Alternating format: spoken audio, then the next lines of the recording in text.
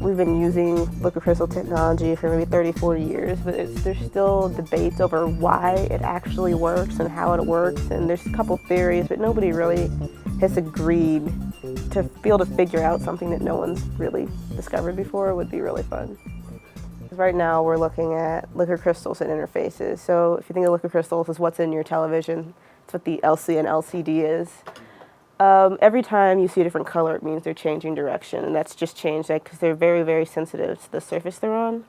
So in the case of television or something like that, it's because of the different electrical currents. But in our cases, we're using them to see any kind of changes at the surfaces. I work for Dan Schwartz. He's professor in the chemical engineering department. His specialty is like the entire group, the overarching theme is interfacial science. So we're looking at a lot of just stuff, what's going on at surfaces. Anytime you have one thing that touches something else, that's an interface. So oil, water, interface, air, water, that's an interface. And you start getting a lot of different action that'll happen at an interface rather than the bulk, which is like all the water underneath oil and water. So I did an RU program, which is like an internship out here to see what the big deal was.